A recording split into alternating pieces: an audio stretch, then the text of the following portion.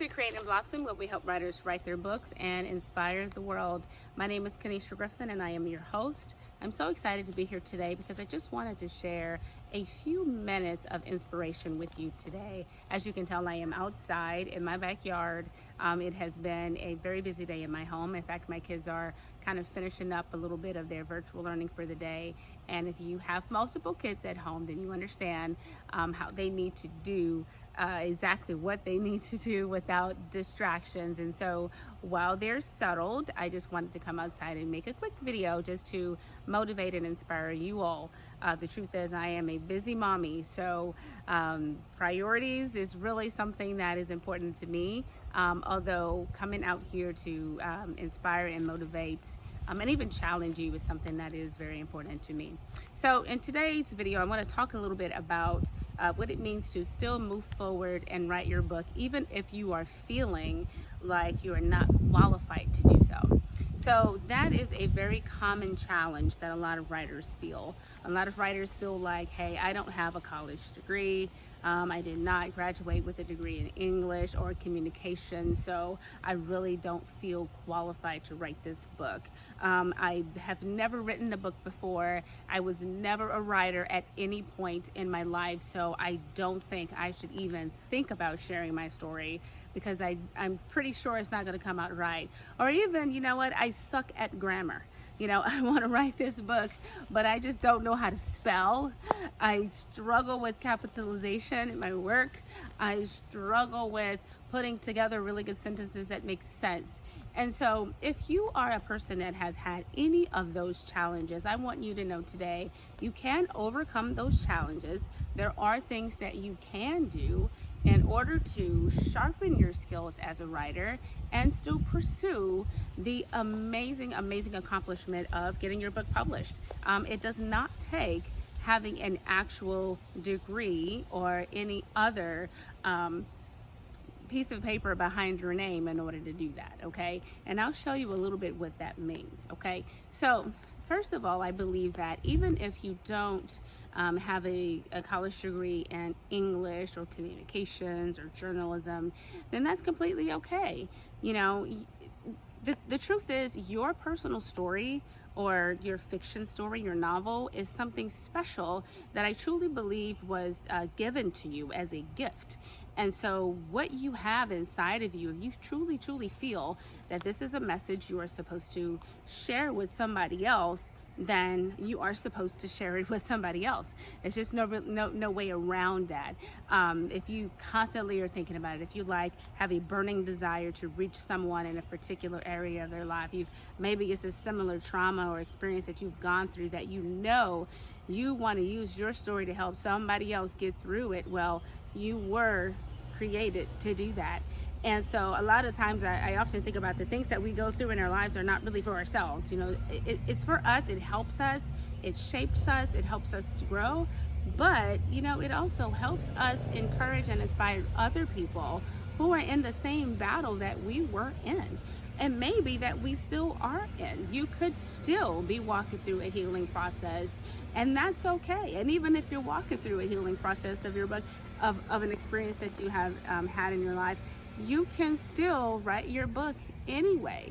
You know, I'm telling you, this is one reason why I truly believe that psychologists recommend journaling as a part of the healing process, because the more you write and the more you put out, and even in the midst of that pain, you decide to write about those really hard things, well, you're freeing yourself from them as you do it. And you may not think about it that way because it's hard to do that. However, once you take those steps and write those things down, it is really helping you to release all of that pain and release all of the tension and anxiety and depression and whatever else that you're feeling in your life. And it's going to help you have a lot of progression toward healing. So there's a ton of benefit to writing your story, even if you are wanting to write it for yourself. But if you are interested in wanting to help somebody else with it, yes, you are 100% qualified to do so.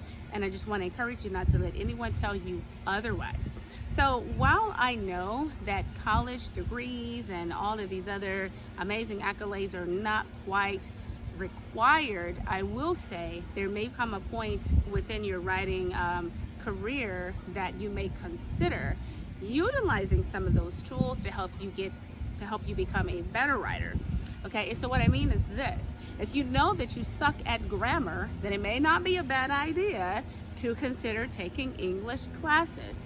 Take some classes that's going to help you sharpen those skills so that as you are writing, then you are strengthening your writing skills. Okay, and then the other part is this: consider going to different writing groups.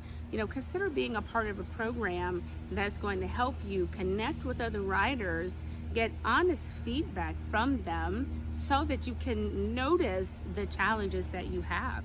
A lot of times as we're working in our own books, we don't really know what we're doing wrong. We're just writing as we write, because it makes sense and it sounds good in our heads. But a lot of times what sounds good in our heads sounds awful on paper, okay? And that's just really the truth.